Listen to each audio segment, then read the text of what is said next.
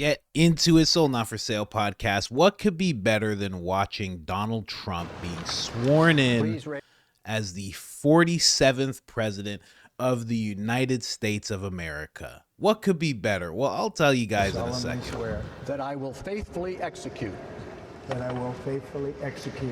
office of President of the United States. The office of President of the United States. And will, to the best of my ability. And will, to the best of my ability. Preserve, protect, and defend.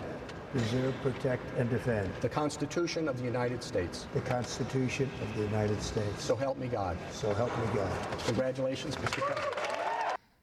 Congratulations, Mr. President. What could be better than that? Well, at this channel, you guys know one thing that can make this day even better. Oh, the boy is there. Oh, he went from I don't want to help Trump. He went to I'm not going to have him on the podcast. He went to I'd rather vote for Trump than Biden. Oh, the evolution of Joe Rogan, the growing of Joe Rogan. And now he is at the inauguration. Let's go. Oh my gosh. My boy became a red-blooded Republican. Oh, I knew it would happen. I kept the faith, ladies and gentlemen. This is tremendous to see. Across from Eric Trump, no less. Oh, he's right in line with where the family is. Come on. This is incredible. Joe Rogan at the inauguration, ladies and gentlemen. He's pictured here walking in with Tim Cook and other tech billionaires, walking in like a mafia boss. Look at this. Musk was right behind members of the cabinet walking into the east front of the Capitol just moments ago, Jake. Look, they didn't even bring it up. People didn't even realize. They didn't realize. Look at the boy walking in like Al Capone. Look at him. Look at him with his wife. Walking in like Al Capone. I'm so happy to see it. You have no idea. Oh, that's what I've been waiting for. Oh, I don't want to help him. I don't want him on the podcast. And I was like, oh, what's up with Joe? What's going on? Oh, and now he's at the inauguration. Oh, it's beautiful to see. Beautiful to see. All of them walking in. There we go. Go ahead, Joe. It's fine. It's fine. Go ahead. There he is at the inauguration. He's been spotted a few times because people are flipping out. Some people are having a hard time with it. You know, one person said Kyle Kalinske is going to have an epic meltdown over this. There he is. There he is, just watching the whole thing go down. My boy's, he's interviewing Christian scholars. He's endorsing Donald Trump. Pretty soon they're going to have a podcast of Mar-a-Lago. Come on. This is fantastic. My boy wants to buy a ranch. The boy wants to buy a ranch, pictured with Dana White and Donald Trump himself, of course, in a suit with a bow tie, no less. Beautiful. This is what I'm talking about. There we go. There we go. Oh my gosh, I've been waiting for this for so long, ladies and gentlemen. You have no idea how long I've been just trucking along, looking for every little quote that Joe Rogan has that is positive about Trump. And I've been like, there's little glimmers of hope. Every 12 hours, 14 hours of content a week that I listen through, I find these little glimmers of hope, these little 4-minute, 5-minute. Oh, and to see that now, man, a beautiful day. Right now, it is Inauguration Day. Donald Trump gave a beautiful speech talking about things that he wants to do for the American people. I have another video that I'm going to upload after that, depicting the speech and just everything he wants to do and showing him getting sworn in and everything, like I just showed you at the beginning.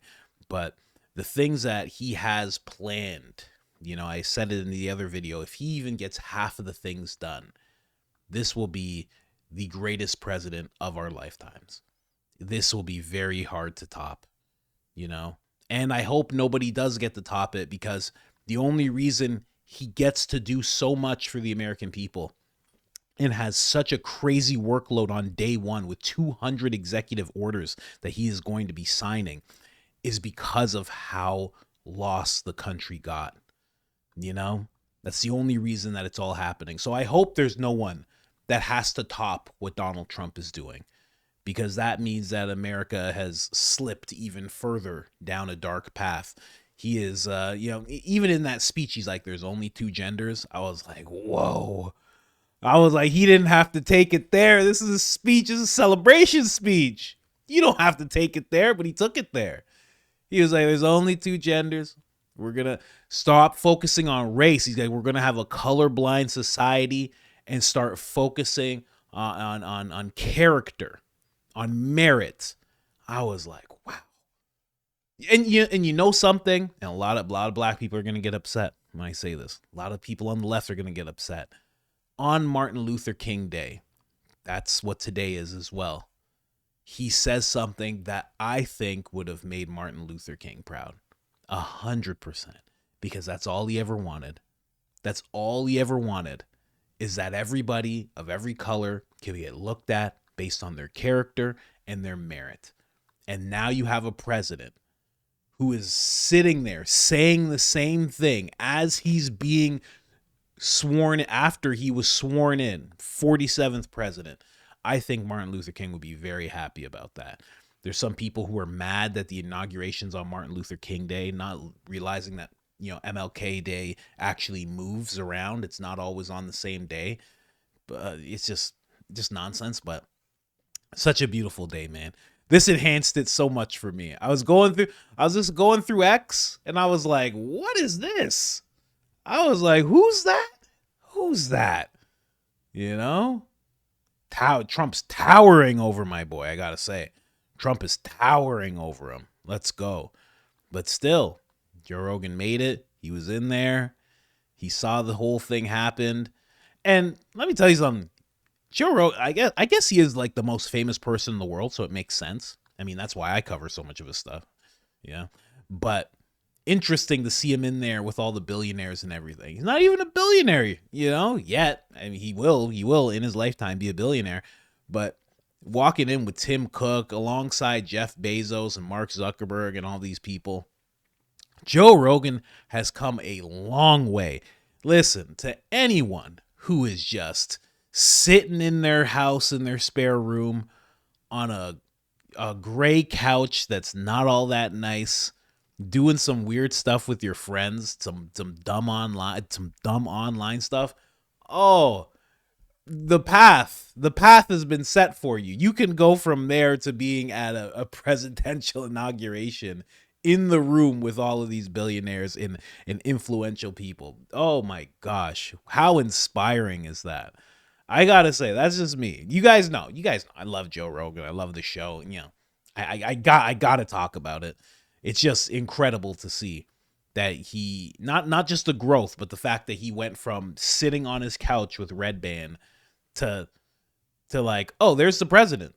There's the president who I helped get elected. That is just a wild progression.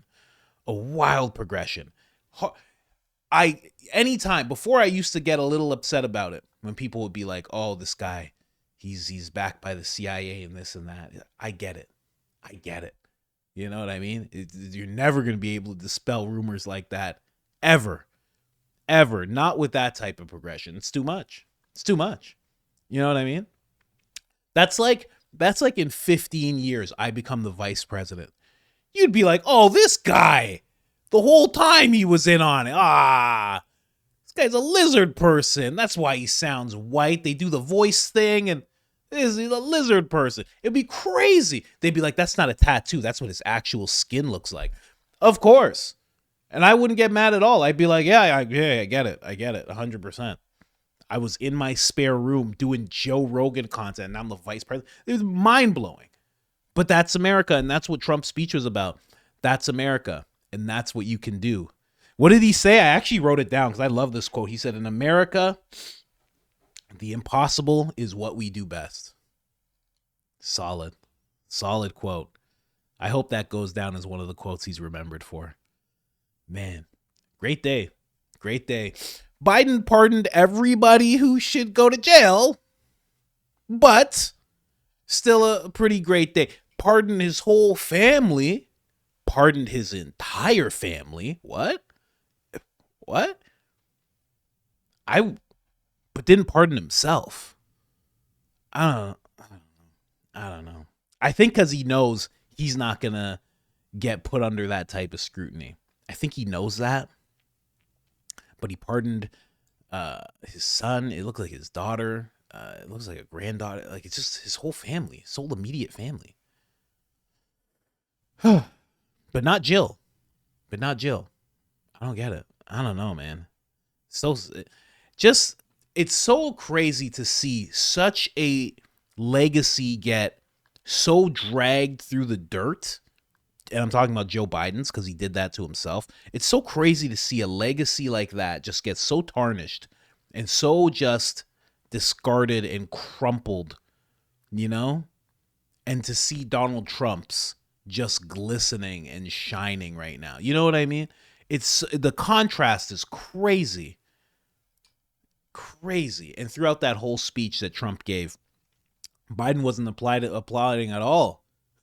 Trump's like, we're going to fix this place. Listen, I don't know who's responsible for it. Okay? But we're going to get all this. We're going to get all this fixed. Okay? There's a whole lot of terrible stuff going on, and I'm not pointing any fingers. But somebody messed this place up pretty bad. Oh, man. Biden couldn't applaud at all. He was just sitting there like, I wish I could fall asleep. I usually fall asleep at these things. For some reason, I can't fall asleep.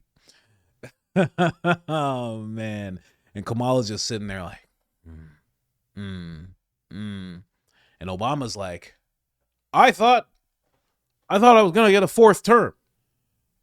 I feel like I should get a fourth term. Michelle didn't even show up. You know that? Michelle didn't show up to Jimmy Carter's funeral. Michelle didn't show up to Trump's inauguration. Michelle hasn't been showing up at all. Obama had to show up by himself. It's crazy. You know? You would have thought they would have like made a suit for Michelle, you know? What? A dress? No. They would have made a suit, got her in a bow tie like Joe Rogan. You know what I mean? She could have saw Joe Rogan's tailor. You know? Got something fitted for that back. You know what I mean? But she could have wore the same suit as Trump. Oh, why does her wife have the same measurements as Baron Trump? What? Oh, that's dumb. That's dumb. I don't support that. I'm sorry. I take that back. But she didn't show up. Very telling. But very happy about today. And we'll see what happens with those pardons. We'll see what happens. I don't know if Trump could revoke them.